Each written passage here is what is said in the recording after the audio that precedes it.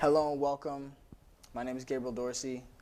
This is, in our own words, Black and Unfiltered, a podcast made by 7 University of San Francisco students that helps uplift the black voices of the San Francisco area. Today we are here with James Spingola, the Executive Director of Ella Hill Hutch Community Center. Hello, welcome. Hey, you guys got me scared of my head. My name is James Spingola. I am Executive Director of Collective Impact Ella Hill Hutch Community Center. I am born and raised in the Western Addition, the Fillmore, that as we used to call it. And that's who I am. Yeah, okay, great to have you. It's great Yes, to have sir. you. Yes, sir. Well, I wanted to just start this by asking you a little bit about your journey. Just share a little bit about how you transitioned to becoming a leader in the Fillmore.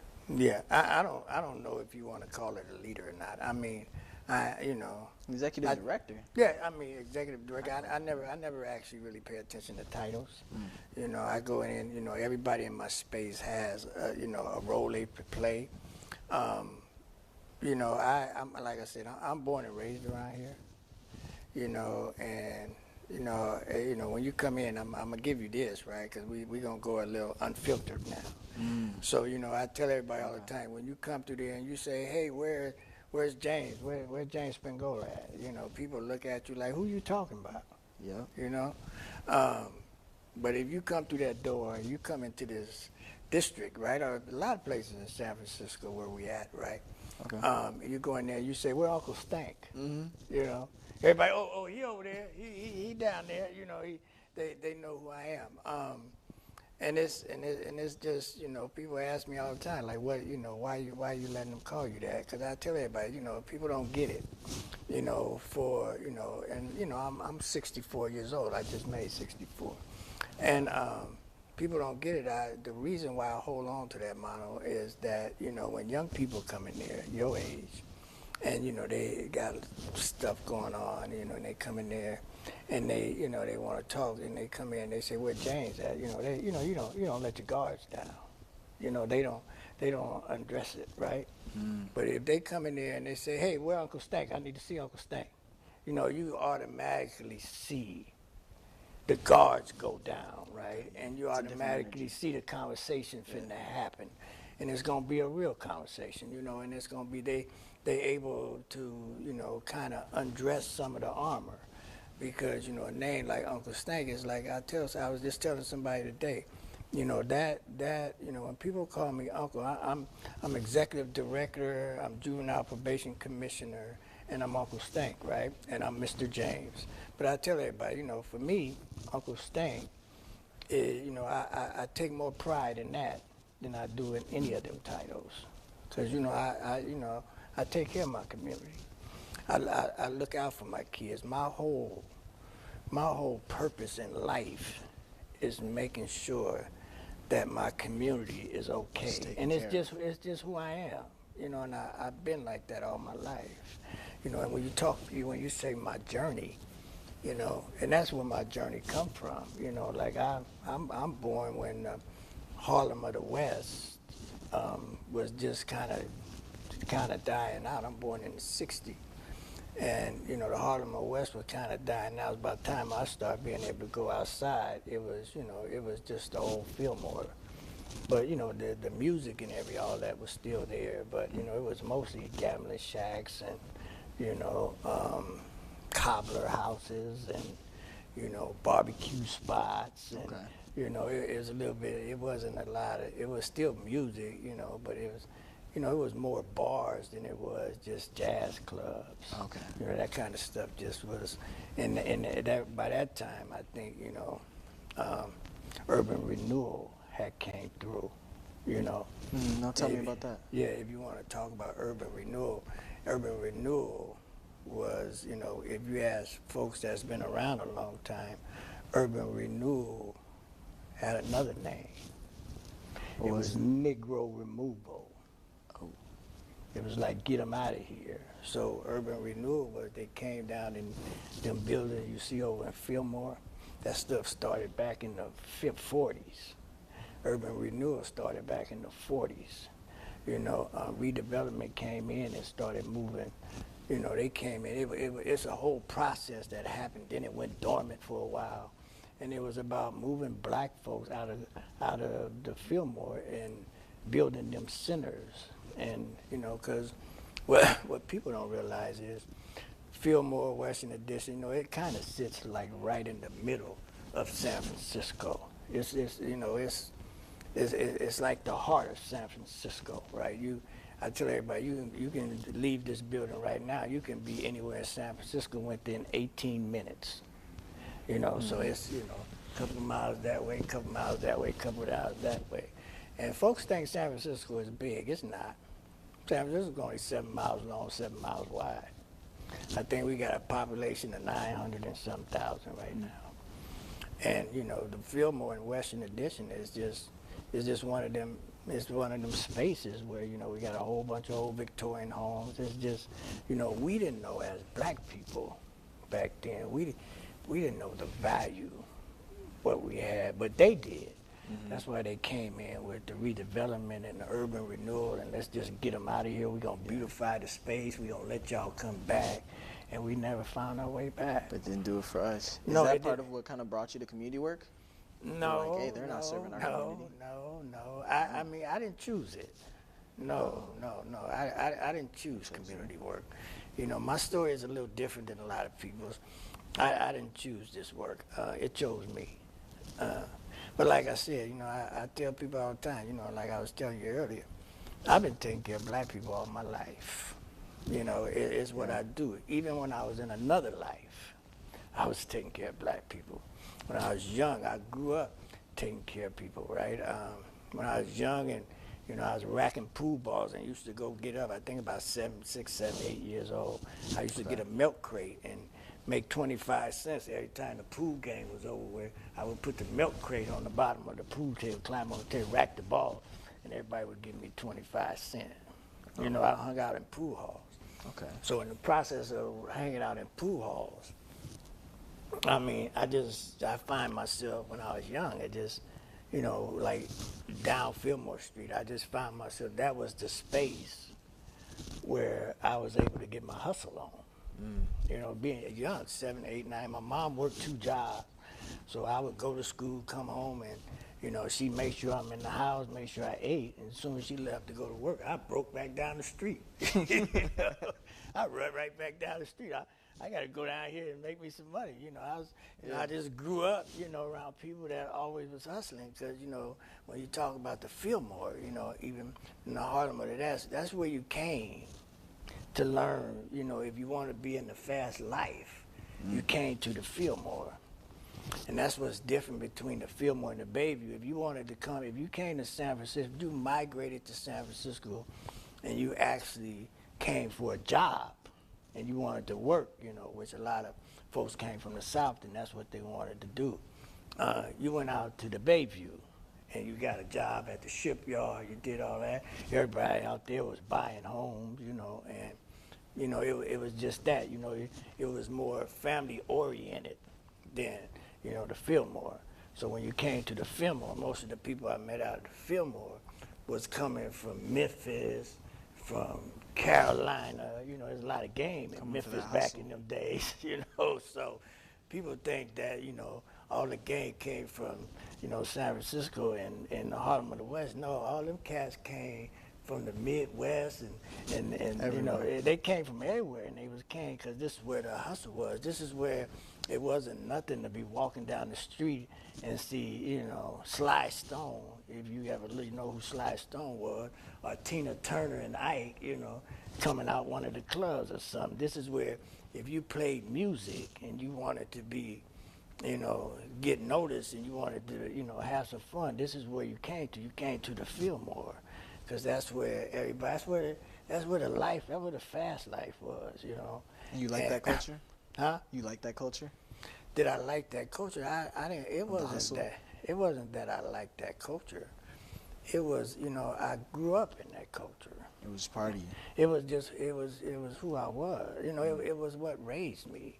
Them cats raised me. It was just like, growing up. It was like, don't get it wrong. It's different today. I say I'd be out there 8, 9, 10 years old, but as soon as it got dark, somebody on the streets made sure I went home. You know, it wasn't like you can just, you know, hang around. But we were back then. It was a community, man. It was different, man. It ain't like it was today. It was a community. You know, no matter how much, you know, it wasn't like what you see in San Francisco today. You know, like we took care of one another. Families took care. You know, it wasn't. I never went hungry. You know, because it was somebody, Barbara, Miss Betty, it was somebody's house that I can go to and eat. Or if I was running around and I was down in the pool hall racking pool balls or doing it, whatever it is I was doing, you know, somebody made sure I got a hamburger. Somebody made sure I got some French fries. You know, That's one thing that I think is simply just missing from our generation that I don't know if I like. Because even I'm from the East Coast. Yeah. My dad's from Philadelphia. Yeah. He tells me he had a similar experience back in Philadelphia. How, like, it was the community, it was the old folks who took care of the young folks. It's like, come over, get a bite to eat, not going to let you go hungry. Yeah. That's something I wish we had more of. I'm glad to hear that you got that experience. Yeah, no, it is. But, you know, I watch it kind of, you know, don't ask me what happens to our communities because it is so many things. But I watch it kind of, you know, disappear and, you know, San Francisco, if you look at the history of San Francisco used to be 19%, you know, African-American black people, you know. And, you know, if you go and do the statistics now, I always tell everybody, you know, it depends on who do the survey, why they do the survey, and who benefits from the survey. But you're going to find yourself in a number between 3 and 5%. So we done went from being 19% to 3 and 5%. And, you know, I don't know, people say, well, where we go? I don't know. There's so many reasons why we have moved out. You know, we priced out, redevelopment pushed us out, you know, drugs, the crack era got rid of a bunch of us, you know. It's many reasons. And, you know, for me, I just say, you know, and this is where my fight is all the time. I say, you know, I run Ella Hill Heights Community Center across the street. And, you know, I call that the Black Alamo. You know, people say it's Ella Hill. But I say that's the Black Alamo, y'all. This building you're in here right now is part of that piece. You know, this is the Black Alamo as well. This is all we got as black people to hold on to say it's black ran, it supports black people. You know, you go stand in front of my space or you go into my building over there, all my kids, I run after school program, I run summer camp, I do transitional aid youth, workforce development, I do Brighter Future program where I support families no matter what, you know, help you pay your rent. I do a whole bunch of things. And in that process, you know, when you go in there and you walk in my space, you know, you look around at our kids, and all our kids look like us. You know, most of them. I don't say I look out for you. I got black and brown kids, but you know, I just try to say, you know, they all look like us, though. Yeah. Well, you know, we were talking about hustle. I want to ask, when did you feel that hustle paid off, specifically in the community center? You're like, okay, the this hustle is showing paid off that. in the community center. I don't think. I don't know. Like, no, you saw the change. Oh yeah, I seen the change in the community center. But let me tell you how I end up in the community center. Like I said, I didn't choose it. You know, it chose me. You know, like I said, I grew up in the life. I went from racking pool balls and doing a lot of stuff to finding myself just a whole part of that world by the time I was 15, 16 years old. I'll tell you a little story that I tell folks sometimes. You know, my mom was a little Italian lady. She was from Sicily, right? But, you know, long story short, that, you know, she found herself down there pregnant by a black man, her grandfather. My grandfather did, you know, that wasn't part of his culture. I wasn't never mad at him, you know, until I was 10 years old before I even met him. But my mom moved to Turk Street Projects. You know, and once he found out she was pregnant, he put her out. She moved right down to where she got pregnant at. So she was down in she moved down to Turk Street Projects, right? And in that process, you know, you grow up in that environment. And like I said, I went from, you know, doing I was telling the story about my mom. I kind of lost my train of thought. But my mom, when I was about 15, right? You know, my mom worked 2, 3 jobs. And, you know, I was about 15 years old. My mom came into the house one day. I got my little partners sitting around there. Yeah. We smoking a little weed, you know. My mama don't say nothing. She wasn't the kind that did a lot of talking, right? We smoking a little weed. And, you know, next day, you know, I'm sitting in the room. I'm by myself now. And she come in there, she, you know, she has some keys in her hand. She walk into the room, she dangle the keys in my face. And I'm like 15. She dangle the keys in my face. She said, "Hey, you smoking weed in my house, huh?" I said, "Mama, we ain't smoking." She said, "I smell it all through my house." So she dangled the keys like, you know, I remember, $69 a month. She said, "Can you pay it?" $69. I say, $69 for what? She said, "I just got you a project up the street. Somebody moved out, you can move in. $69 a month. You get your little butt out. get your stuff and get up out of here.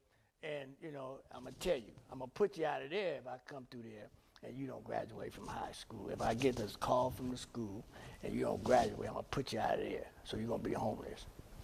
You know, and, you know, I took my mama's threat seriously because she don't play. I'm telling you, she never forewarned me that she would put me out of the house. But long story short, I find myself just growing up, you know, in that space. And, you know, like, that was my thing. You know, I know we can talk about it today.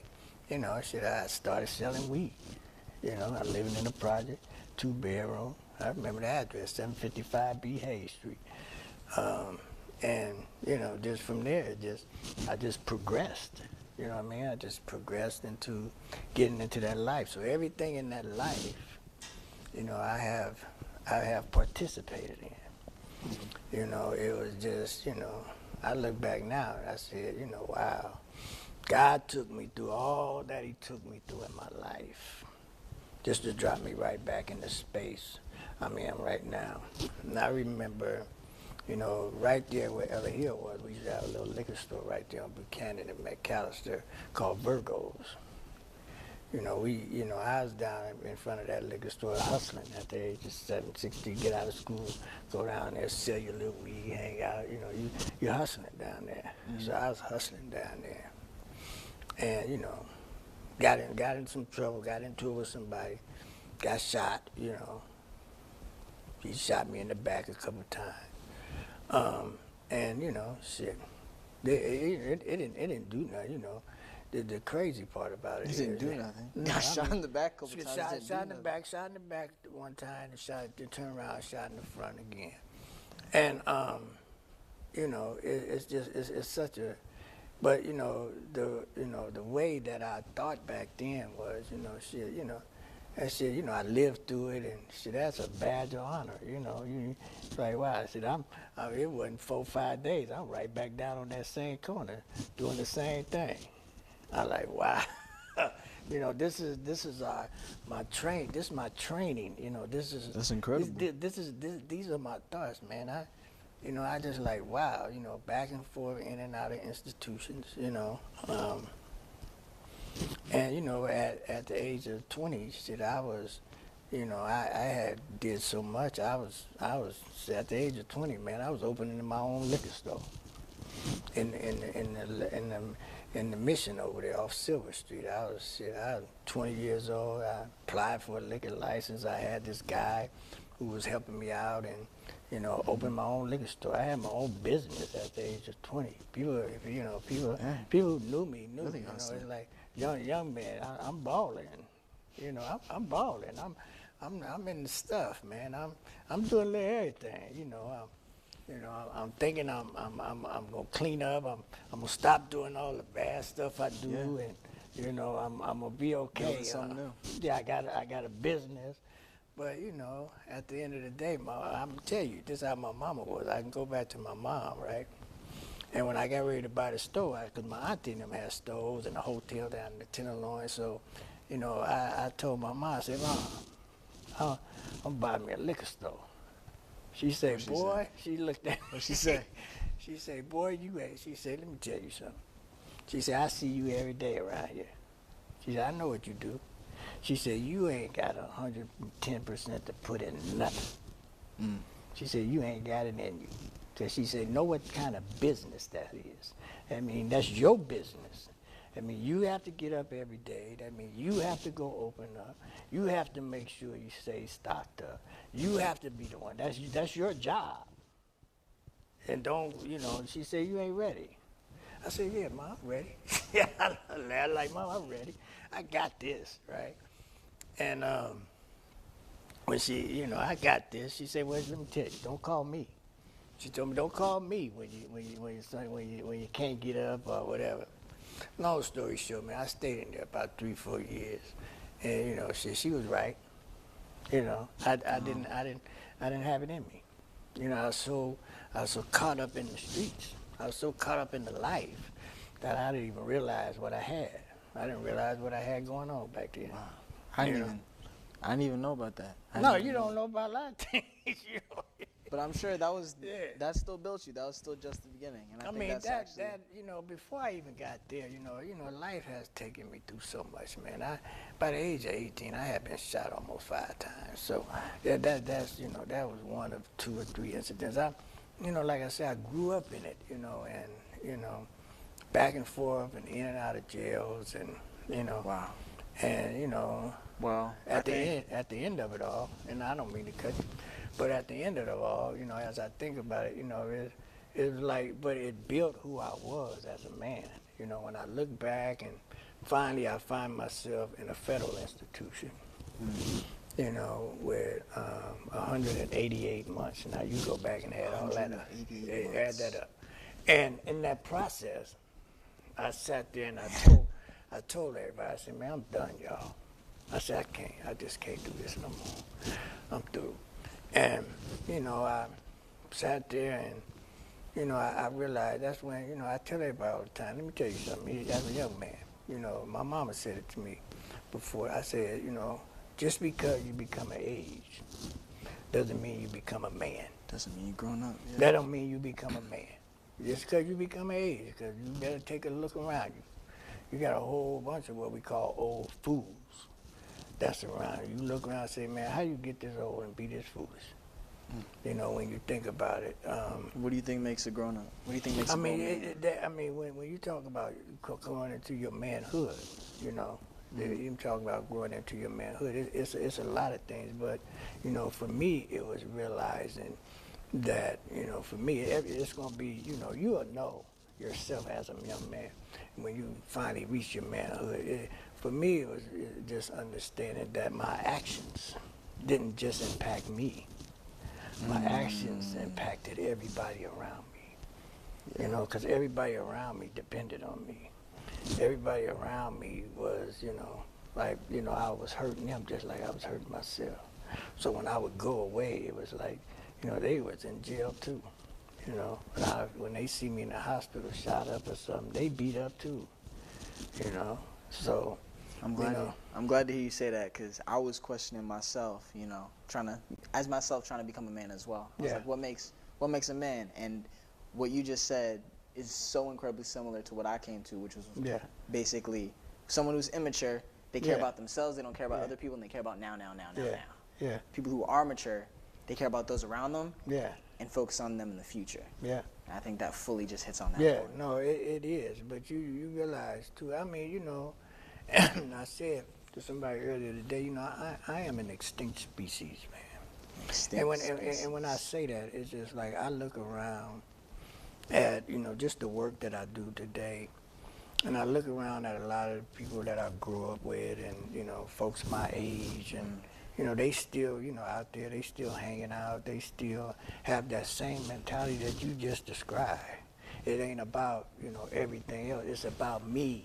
It's about what I get right now. It's about, can you, what's happening with me? Like what I can do, what you can do for me, and it ain't about, it's unfortunate. I'm telling you, it is, man. Somebody asked me the other day, and I was just talking to her earlier. Somebody asked me the other day, they said, oh, what do you think the problem is with us? I said, you know what, let's stop playing with one another. Let's have some real conversation. So when you ask me, what the problem is, and I live it every day, and I can talk about it. When you ask me what the problem is, I say we are the problems. We are the problem. Black people, we become our problem, you know? Yeah.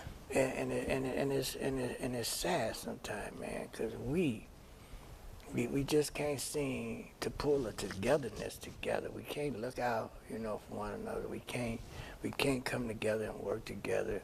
We still have that Jim Crow, you know, mentality. We still, you know, we still act like crabs. And like I said earlier, if it's not about what you get out of it, you don't want to be a part of it. And it's like, wow. I agree with that too. Honestly, yeah, I think that's also a great time for us to just go to a break real quick. Yeah. And we'll be back right after the break. Hey, hope you enjoyed your break. Welcome back. Know where we was at. Oh, you know, yeah, that was a good break. Yeah. I think we was talking. I told you to go add up to 188 months. You ain't got to do that. I'm just joking. But you know, that's why I found myself. That's why I found myself finally coming into my manhood. You know. But you know, I tell everybody today, you know, as I do this work, you know, I get a lot of friends of mine. You know that, you know, a lot of people in my community come in and want to talk about, hey, Aunt, let me talk to the kids. You know, I've been in prison. You know, I want to get them on the right track, right? This is what they come say to me, right? And I be like, let me tell you something. My kids don't need to be talking to somebody that just got out of jail. They don't need to be having them conversations. You know why I say that? Because everybody in their family has a jailhouse story. Everybody on their block has a jailhouse story. You know what my kids need to hear? They need to hear from a young man that just grew up in the same project he grew up in, found his way going through school, found his way going to college. Now he works for a department in San Francisco or some city department somewhere, or he's a lawyer, or he's doing whatever, and he ain't never seen the inside of a police car. That's who my kids need to be talking to. They don't need to be talking. Everybody around them have jailhouse stories.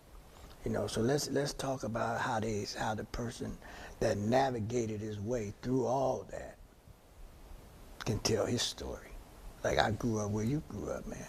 You know, I deal with, you know, I got past that every day, you know, because my object, whatever it is, however he made it through, is them the stories that I want to hear. I have quite a few people I work with, you know, some of them young, some of them not so young, but, you know, I have quite a few that, you know, grew up. And I knew, you know, I have one that I knew how he grew up. You know, I knew what he walked through every day, you know. I knew everybody in his family was a gangster. You know, I know everybody in his family did something, you know, illegal. Everybody, whatever they did. But somehow, he walked through that every day.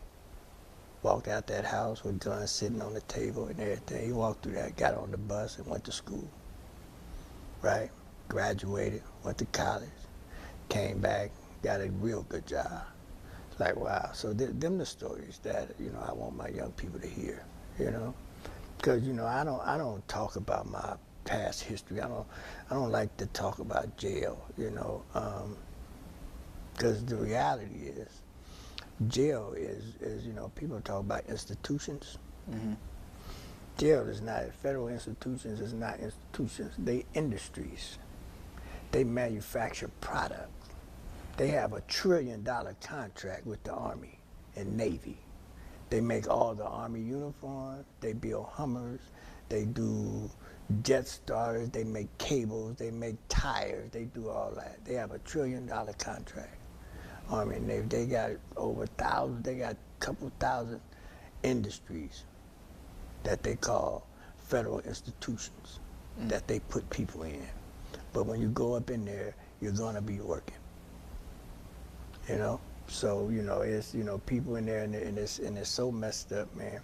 Cause you see young people in there come through and, you know, the average, you know, the going years, man, is, you know, when you go in there, you say, oh shit, I got 10 years, and they be like, that ain't nothing. You know, you short with 10 years. Most people go through there, got 25 and 30 years, 19, 20 years old, don't even have a violent crime on his books, you know, but he got 19, 20 years. But you know how they do that? You may get back. You know, I got a couple stories, but I don't want to tell them. But at the end of the day, I had a young man. You know, I tell this one, but he was like, you know, we sit down, we talk all the time. We used to run the track together, and he's like, oh, you know, he's telling me what his case was, and it was like, for nothing. You know, just because he was in the wrong state at the wrong time. People came and accused him of something. It wasn't, it's a drug accused, you know, and then when he went before the judge said, well, you know, it ain't even about you. He said it was about everybody that was in the gang that came before you. You guys came down here and messed up my town. You messed up my city, you know, so he was in a gang. You know, and that's where the gangs went back to the South. I think, you know, I don't know if he went to Tennessee, wherever he was at. But they gave him 30 years plus life. It took him, you know, he worked in the factories. And it took him, the judge knew it, he beat the life sentence, right? And it took him 27 years to beat the life sentence. But you know what that meant? They got 27 years of labor out of him. Think about it. That's just modern day slavery all day. Mm-hmm. So that's why, you know, it's you know, them are real industries. They function like real industries, and they got thousands of them all around. But you know, I don't tell them. I don't like to talk to my young people about that, because I don't want them to think that that's a pathway you have to go down. You know, like I said, I'm in Ellie Hill Hush. So how I end up in Ellie Hill Hush was, you know, I finally find my way back, you know, about 20 years ago. Mm-hmm. And, you know, I was done. I pretty much was done. And, you know, I ended up, you know, I grew up around Ellie Hill, you know, when they built it. So I grew up around there. And, you know, first place you came in, you know, I came down there, knew a few people, and, you know, talked to somebody that was the director there. You're like, man, come on, I give you a job. You know, they gave me a job, thank you. And, you know, just started working. I just around there cleaning up, you know. Mm-hmm. It was, for me, I was in the halfway house. It was an opportunity for me to get out the halfway house and, you know, just be able to go somewhere. You know, I had been working. I wanted to work. I'm a hard worker. I'm dedicated. And in that process, you know, I started working there, and, you know, and I was just looking at how everything was going, and, you know, just glad to be home, glad to be free, you know, trying to get my life together, trying to put a foundation. About a year in, I get out the halfway house, got me a little spot, and, you know, got lucky. This is when you can walk in the hospital, and, you know, it's funny, you know, I wouldn't apply work. I ended up working for Kaiser Hospital, right? I just retired from them not too long ago. And back then, you can just, you know, you go in, fill an application. I had a friend of mine that worked up there. He's like, come here and fill the application out. I know somebody in Kaiser who's hiring, right? Mm. And so I go in and fill the application out. And it's funny, you know, I fill the application out. You know how on the application they say, have you ever been arrested of a felony? Mm-hmm. You know, I marked no, you know, went in, gave the application to the little sister, right? And you go right into the HR, get the application to the little sister. And she looked at me and she said, hey, ain't you so-and-so? I said, hey, yeah. She said, hey. She said, didn't you just come home? I said, yeah. She said, well, why you putting no on your application? She said, now take this back, right? Mm-hmm. She said, fill it out again. Bring it back up here and let that man in there tell you that he don't want you because you got a felony. Long story short, I went in there and met with the director that was in that department, and he never even asked about that felony. He's like, man, you gonna show up every day? He said, you gonna work hard? He said, I'm gonna give you 90 days. So I was working 2 jobs. I was going to Kaiser at 5 in the morning, get off at 1, run down to Ellie Hill and work in Ellie Hill. So I was 8, 9, 10 o'clock at night. So I did that for years, maybe about 7, 8, 9 years, you know, 10 years almost. And, you know, seeing, you know, the place just go through some stuff and some changes. And, you know, one day I just started mentoring some young people and working with some young people and having conversation with some young people. And I said, this is it. And I just, you know, it just kind of, like I said, it just happened, right? I didn't choose it. You know, it just started happening, you know. And, you know, at the end, you know, like I said, I've been through 5, 6 directors down there. You know, I never wanted the director position, you know. But I found myself in there. But, you know, we went from being just a workforce development space, because that's what the youth center used to be, into being a full-blown youth center, you know. So we, you know, we do after-school programs, summer camp. My after-school program is, I got like 130 kids in there. Tell everybody, man, for me. Do you still have all the original functions still, or just? Yeah, so we don't do the workforce development, no. We do transitional aid youth workforce development. So that means that we're 18 to 24, we help them find jobs. Okay.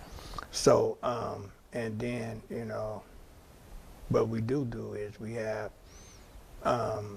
we do K through 12th grade after school program. Then we run a summer camp where we have about 180 kids K through 8th grade in our building, and we bring on about 40, 14 through 18-year-olds for the summertime. And that's, you know, that program runs from 8 o'clock in the morning till 6, 7 o'clock at night.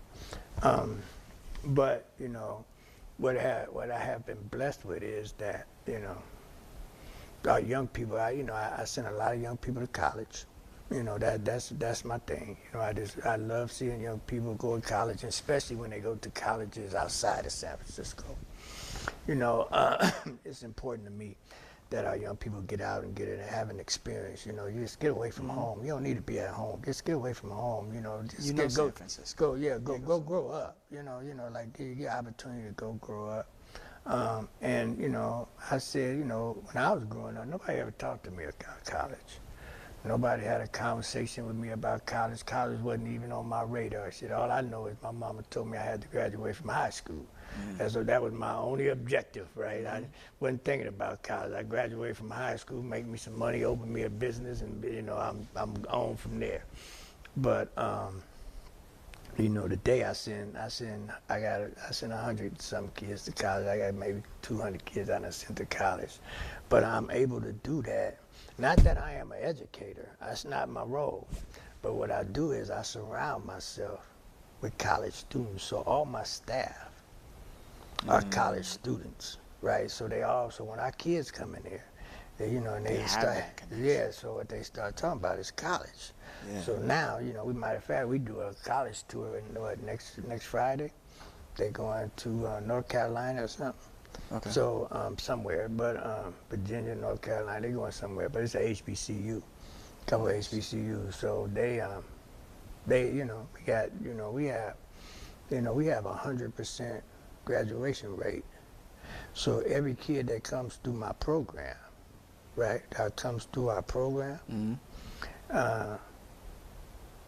graduates. If you stay in the program and you work, and you know, I can say it's intentional. We stay on them, but it's just we give them a space where they can you know, come in, do their homework, learn, and have them conversations about, you know, what it means to get through school. You know, so that stuff is big. We got actually 19 young people out of 40. 19 is supposed to graduate, and 19 is graduating. That's that's big. It's big, you know, especially growing up in these spaces, and you know, 10 of them decided they want to go outside of, you know, the city. So, you know, that's why they're going to do the HBCU tours. It's funny, man, I've been to my first HBCU. I think I went down to Morehouse and Tuskegee, and I went down to Atlanta, right?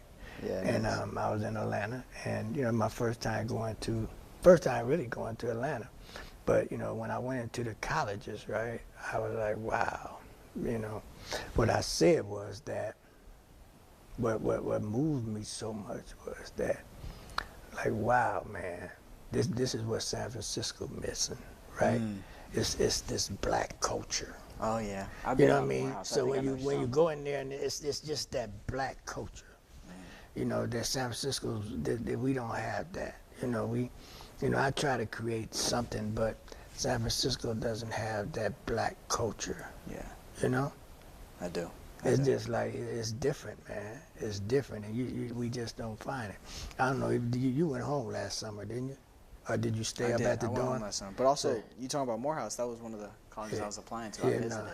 Yeah, Got a but bunch of friends when and we stuff. did the HBCUs, the B2SF, and came to San Francisco, and we had used USF for the housing. You know, shit. Okay. You when you went in there, it's like shit. Everybody in the dorms was black. So we brought some culture here. It like so Okay. when the HBCUs was here for the summer and did the B2SF, you look it up, black to SF. You look that up and Google it, and you'll see, man. They built, and they was from all over. Howard, you know, Morehouse, Howard and Tuskegee. Morehouse. Nah, I Oh, feel like I should have everybody. stayed over the summer. Oh yeah, Dang. yeah. Last summer, they were from everywhere, man. So it was. I know they talking about it still up in there, but you know, it's I should've like stayed. it was big, man. And you know, it was so much. You know, you just see it was so. You know, it was so beautiful just to see. You know, 60, 70 young black. You know, people just walking down the streets and going into spaces and all of them, you know, just it was Sure, complete environment shift. It was a beautiful thing, man. You know, in San Francisco, just you know, they wasn't ready for it, you know. They wasn't, you know, but it was just for me. It was just like, damn, this is what we're missing, y'all. And how do we get that back? But you know, you know, and on the flip side of that, man, is you know, doing this work, man, is like. You know, for us, and you know, we talked about it earlier. It's like, you know, I love black folks, man. You know, you know, sometimes black folks are hard to work with, man. You know, and you know, some people that was here in our space in San Francisco, and you know, they actually got mad about that. Like, why are you mad? Because we bring black excellence to San Francisco. Why are you mad? Well, you know, I mean, everybody had their. Yeah, everybody had their opinion. Well, we can be doing that with our kids. Our kids are involved, you know. So it's just a whole, you know, we had to fight for that, you know, because you know, and the city didn't want, you know, they didn't want to have it, you know. They didn't want, you know, nothing to do with it. But you know, because we had a black mayor, you know, she was all on board. It was her thing, you know, and she was just like, let's make it happen. And we made it happen, you know. So it was a beautiful thing, man. It was beautiful, man. We had a bunch of stuff going on and a big fight and, you know, some other stuff. And it's going to happen this year, but it's not going to be to that magnitude. Okay. You know. I wanted to go back also to, you were talking a little bit during the break about an incident where you were talking about God's timing. I don't want to give it away. I want you to tell it because you know it, of course. Yeah. You know, even Nancy, you finna ask me to talk about something that I didn't want to talk about, but I was telling you that during the break because, you know, I tell everybody, you know, all the time, you know, what I do today is, you know, I call myself sometimes, you know, I'm God's gladiator in this work. You know, I'm God's gladiator in this work. You know, and you know, God took me through all that He took me through to put me right back in this space where I actually grew up at, right? And you know, it's just funny. And then when you say that, I say I know God be in my corner because I done been through a lot of stuff. I done been through, as you heard earlier, I done been through a whole lot. You know, more than I don't look like nothing I've been through, not one bit. You know. But you know, I was talking about the time I was actually doing a turkey giveaway up at West Bay, a little West Bay Center up there on Fillmore and Eddy Street, and we giving away 200-300 turkeys. I'm running up and down the stairs, grabbing turkeys and bringing them down to people and doing all that and putting them in the truck so they can drop them off. And you know, pretty busy day, you know, and close to the end of the day. I'm standing out there talking to one of the captains down at Northern Station. I had a friend of mine there with me. And I just felt this crazy pain go across my chest, you know. And I was just like, the captain looked over and said, James, you all right? I said, man, I couldn't breathe at the time. And I was like, wow, something going on. So I told the guy that was standing there, I said, man, Mike, go get me some water, you know. And Mike got ready to walk off, and you know, I looked up, man, and I was standing on the sidewalk. Okay. And I looked up, and you know, I seen this this fire department rescue truck pull up, the big square ones. He pulled up and stopped at the stoplight, And, I looked over at the captain. The captain said, man, what's wrong? I was half bent over. Oh. And when I seen that truck pull up, I was like, man, I'm finna get in that. And I walked to the truck, and, they got the back door, and the driver's up front and all that, and they have a back door on the back end of the truck, And I climbed up, and, I opened the back door and climbed up in the truck, and the guy that was sitting in the passenger seat looked back at me and said, hey, man, he's like, what are you doing? And as soon as he said that, it just, bam, I just went into a cold sweat, right? Wow. And they just knew what was going on at the time. They said, it looks like he's having a heart attack, right? Boom. And, in that process, man, I can hear their voices, and, I'm in the cold sweat, they cut my clothes off me. And, I can't breathe, and, I feel them things go on me.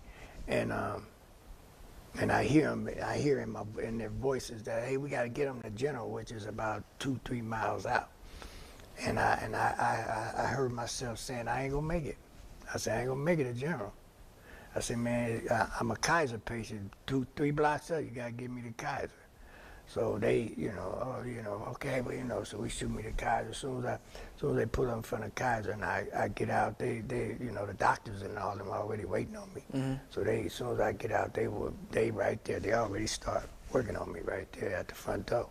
But, I said that to say that, God been holding me up, man. And, I look at where I'm at today and what I do. And, I just like, man, only by God's will, man. And God keep looking out for me. Don't ask me why, man, because like I said, sometimes it's just like, and when, you God's gladiator. I'm God's gladiator in this work. And He's taking me through some stuff right now as we sit here. We going through a bunch of things. But I've been, I don't like to question, what it's all about. But, lately, last little while, and everything that's going on with the funding cuts and everything that's been happening with my center and all that, I just like, wow, God, what is this all about? You have to ask that question, because they're trying to cut the money off and do all that. And, it's like I said, I raised a lot of kids. I take care of a lot of families around there.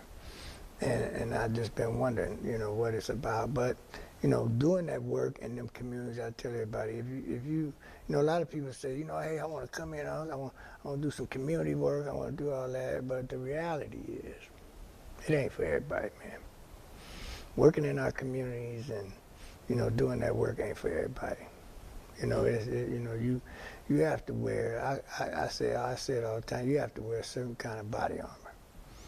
Dealing with, this everything that goes on in community and dealing with our folks and, they think, that you're supposed to be there and you're supposed to do this for them and that's your job and, and you're really doing it because, you know that it's a need, and when you look at some of the kids, and this is what keeps me going, I look at, what I have built in my space. Mm-hmm. And I look at my team that I have put together, and I look at the relationships they have with these families, okay. And I'd be like, wow, when you come over there and you sit there and you see how our teachers interact with our kids, yes. Right? K through 2, 3 through 5, even our high schooler, when you see that, you be like, wow, that's different, man, because we have built a community.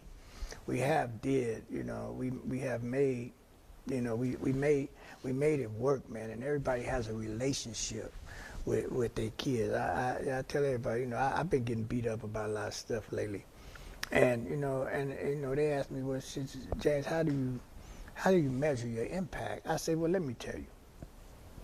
My K through 2 teacher, that's in there teaching kindergarten right now. Yeah. I had her when she was in kindergarten. I have 2 of them in there. I said they done came in, grew up in the program, left, went to college, came back, and now they teaching. And when they come talk to me, you know what they say? They say, I'm Snake. That was me, huh? Mm. I say, yeah, that was you. I say, what did he say? Now I see why But you know, with all that being said, it's just like we get it. I get it, man. You know, It's not fair. but folks don't. You know, folks don't get it, man. You know, it's just like folks. We so busy be trying to. You know, and this is just me being with everything going on today. We so busy trying to tear one another down, and you know, and people don't look at just the need. And like our families, and like what we do. Yeah, well, Yeah. I guess I do want to say, because you've been through a lot, and you're sharing this right now. People need to know this. People need to understand this. Yeah.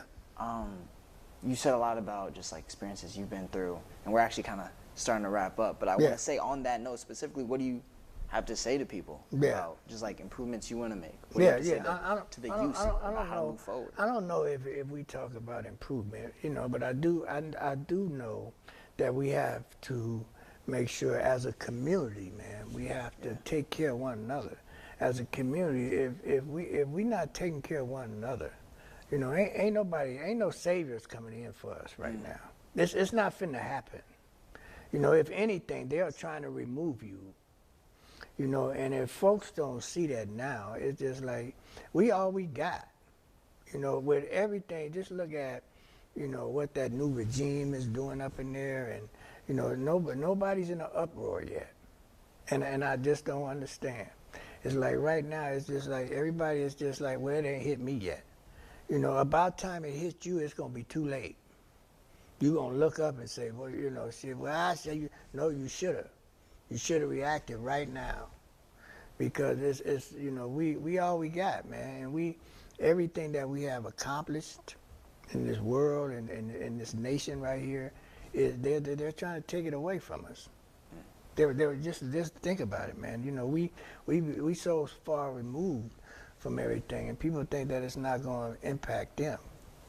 But at the end of the day, they're coming for them folks over there now. Then they're gonna come for them folks over there now. And then you like, oh, it ain't, it ain't me. And then when they gonna come for you, ain't nobody gonna be there for you. Yeah. Wow. So it's like we have to pay attention now to what is going on around us. And it's important, man, that we take care of one another. Because we all we got. And I say that again, we all we got. It ain't no saviors coming in. Ain't nobody finna come save you. Ain't nobody finna come drop a whole bunch of money in your space. It's just like we have to start building our own right now. And start doing it right now. And stop, stop waiting on folks to come take care of you. Take action. All right. Yep. That's great. Yep. Thank you so much. Yes, sir. That was amazing. Yes, sir. I want to shake your hand. Yes, sir. I appreciate y'all inviting me. Of course, of course. Yeah. Thank you so much. That was In Our Own Words, Black and Unfiltered. See you next time.